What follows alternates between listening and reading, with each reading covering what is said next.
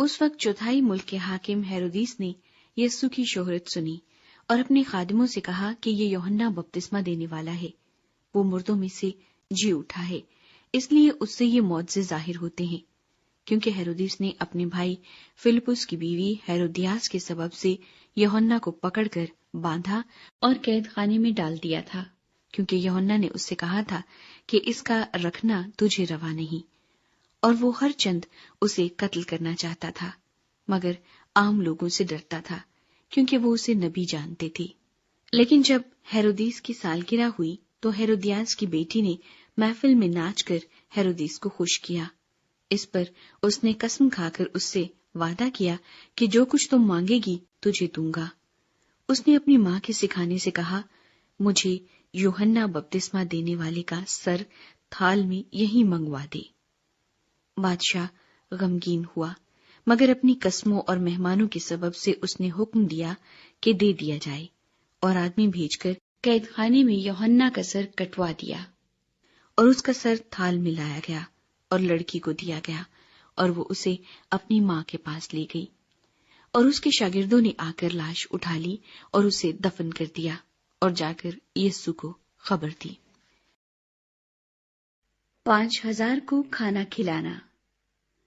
جب یسوع نے یہ سنا تو وہاں سے کشتی پر الگ کسی ویران جگہ کو روانہ ہوا، اور لوگ یہ سن کر شہر شہر سے پیدل اس کے پیچھے گئے۔ اس نے اتر کر بڑی بھیڑ دیکھی اور اسے ان پر ترس آیا، اور اس نے ان کے بیماروں کو اچھا کر دیا۔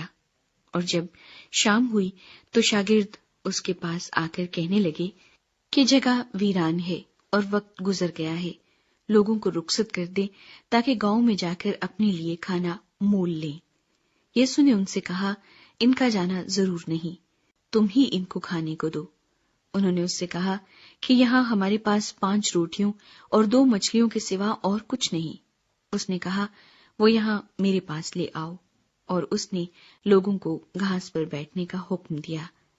پھر اس نے وہ 5 روٹیاں اور 2 مچھلیاں لیں اور آسمان کی طرف دیکھ کر برکت دی، اور روٹیاں توڑ کر شاگردوں کو دی، اور شاگردوں نے لوگوں کو، اور سب کھا کر سیر ہو گئے، اور انہوں نے بچے ہوئے ٹکڑوں سے بھری ہوئی 12 ٹوکریاں اٹھائیں، اور کھانے والے عورتوں اور بچوں کے سوا 5000 مرد کے قریب تھے۔ یسوع مسیح کا پانی پر چلنا۔ اور اس نے فوراً شاگردوں کو مجبور کیا کہ کشتی میں سوار ہو کر اس سے پہلے پار چلے جائیں جب تک وہ لوگوں کو رخصت کرے، اور لوگوں کو رخصت کر کے تنہا دعا کرنے کے لیے پہاڑ پر چڑھ گیا۔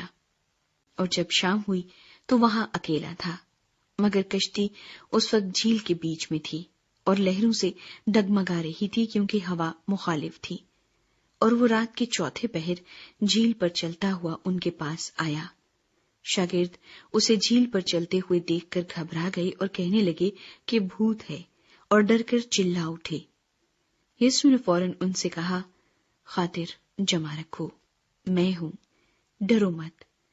پطرس نے اس سے جواب میں کہا، اے خداوند، اگر تو ہے تو مجھے حکم دے کے پانی پر چل کر تیرے پاس آؤں۔ اس نے کہا، آ۔